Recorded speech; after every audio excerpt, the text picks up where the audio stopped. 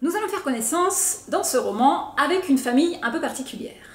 Eddie et Amani sont d'origine tunisienne, ils ont immigré en France il y a plus de 45 ans et vivent au milieu d'une cité HLM, ils sont désormais à la retraite.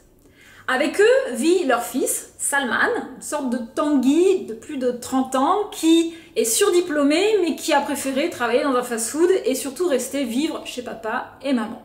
Tout ça pourrait prêter à sourire, et ça prête d'ailleurs à sourire au début du roman. Sauf que Amani, la mère, décide un jour de partir. Elle laisse un petit mot en disant « Je dois partir, je reviendrai. » Point. Pourquoi est-elle partie? Et qu'est-ce qui a motivé surtout cette absence? Dans les deux cas, on va suivre et la réaction du père et la réaction du fils. Et paradoxalement, dans les deux cas, l'un va grandir et l'autre va être obligé aussi d'exprimer ses émotions. Il s'agit d'un très beau portrait de famille qui va aborder de multiples thèmes. Le secret, bien sûr, car le départ d'Amani est lié à un secret.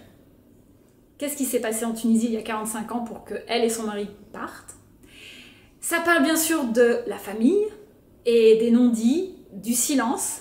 Ça parle de la charge mentale qu'on a quand on est une femme encore dans certains milieux ou certains couples. Et puis ça parle surtout de tendresse. Tendresse d'un fils pour ses parents, tendresse entre deux adultes que sont les parents, donc Amani et Eddie.